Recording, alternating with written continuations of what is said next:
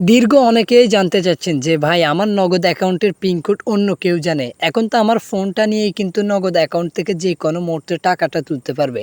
এখন আর চিন্তা করার দরকার না। আপনার নগদ অ্যাকাউন্টের কিভাবে পিন কোড চেঞ্জ করবেন এই ভিডিওর মাধ্যমে আমি আপনাকে দেখাবো। ফার্স্টে নগদ অ্যাপসে চলে যাবেন। নগদ অ্যাপসে চলে যাওয়ার পরে আপনি কি করবেন? আপনার যে নগদ অ্যাকাউন্টের ফার্স্ট যে পিনটা আসবে এই পিনটা দিয়ে আপনি নগদ অ্যাকাউন্টটি কিন্তু অবশ্যই লগ ইন করবেন। যেমন আমার নগদ অ্যাকাউন্টের পিন কোড দিয়ে আমি কিন্তু অ্যাকাউন্টটা কিন্তু এখন লগ ইন করছি। এখন আমাদের কাজ হবে কি? নগদ অ্যাকাউন্টের পিন কোড চেঞ্জ করা। এখন আমরা কিভাবে এই নগদ অ্যাকাউন্টের পিন কোড চেঞ্জ করব? জাস্ট এই 3 ডট একটা আইকন পাবেন, এখানে ক্লিক করবেন। তারপর এইখানে আপনারা নানান রকমের অপশন পেয়ে যাবেন।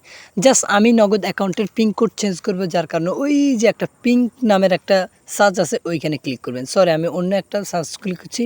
পিন নামের একটা অপশন আছে, এইখানে ক্লিক করবে।